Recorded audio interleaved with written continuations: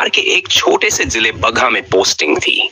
SDM Niharika Sinha की, तेज-तर्रार, ईमानदार और बेहद खूबसूरत अफसर, जिसकी आंखों में सपने थे सिस्टम को बदलने के, पर सिस्टम ने उसे ही बदल दिया।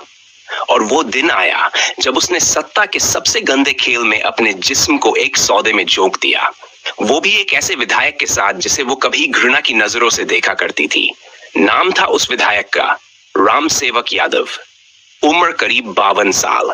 5 बार का विधायक। जाति के समीकरणों में फिट, पैसा, पावर और अपराध तीनों का मेल था उसमें।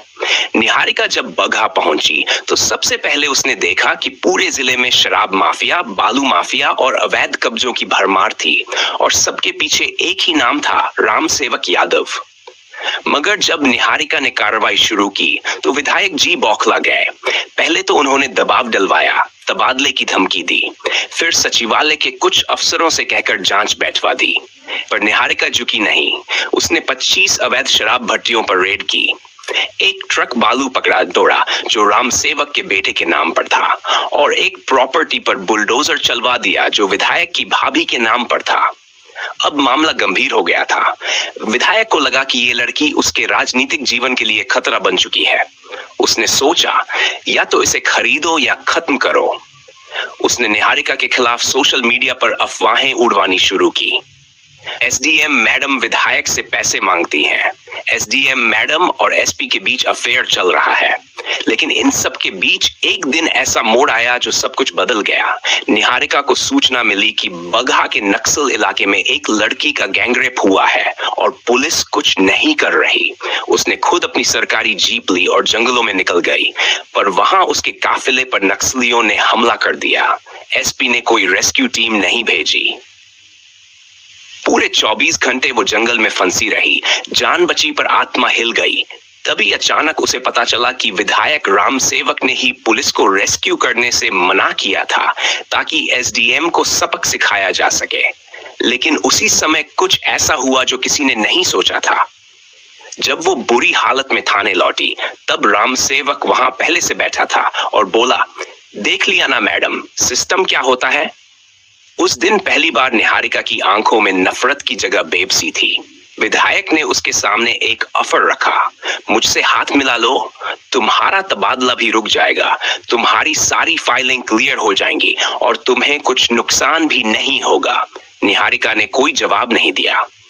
2 दिन बाद जब सचिवालय से तबादले का आदेश आया तो वो टूट गई। उसके पास 2 ही रास्ते थे, लड़ाई जारी रखे और बर्बाद हो जाए, या समझौता करे और सिस्टम में खुद को वो बचा ले। और फिर वो रात आई। एक राजनीतिक भोज के नाम पर एमएलए हाउस में एक गुप्त बैठक थी। निहारिका साड़ी पहनकर पहुंची, आंखों में काजल, होंठों पर लाली और चेहरे पर अजीब सा ठहराव। अंदर शराब, राजनीति, सौदेबाजी और सत्ता की महक थी। विधायक ने जैसे ही उसका हाथ थामा, वो बिना कोई विरोध किए उसके साथ कमरे में चली गई। कमरे का दरवाजा बंद हुआ और अगले 3 घंटे में न जाने कितने समझौते हुए, कितने फाइलों के हस्ताक्षर हुए और कितने राज दफन हो गए। सुबह जब निहारिका बाहर निकली तो उसकी आंखों में आंसू नहीं थे, सिर्फ शून्य था। उसने खुद को शीशे में देखा, फिर मुस्कुराई और बोली, अब मैं भी सिस्टम हूं। अगले ही हफ्ते उसका तबादला रुक गया। डीएम ने उसे फूलों का गुलदस्ता भेजा। विधायक ने विधानसभा में उसकी तारीफ की और राज्य सरकार ने उसे महिला सशक्तिकरण का पुरस्कार दिया। पर उस रात की सच्चाई किसी को नहीं पता चली। सिर्फ 2 लोग जानते थे, एक विधायक और एक वो अफसर जो कभी ईमानदारी का दूसरा नाम हुआ करती थी। निहारिका अब ऊपरी आदेशों पर काम करती, हर फाइल विधायक की नजरों से गुजरती, और धीरे धीरे उसने खुद को इस गंदगी में पूरी तरह डुबो दिया। वो अब उस सिस्टम का हिस्सा थी जिसे बदलने का सपना लेकर यूपीएससी क्रैक किया था। और जिस दिन उसे प्रमोशन मिला, उसी दिन उसने विधायक को गले लगाकर कहा, धन्यवाद सर, आपने मुझे सिखाया कि सिस्टम में टिके रहना है तो समझौते करने पड़ते हैं।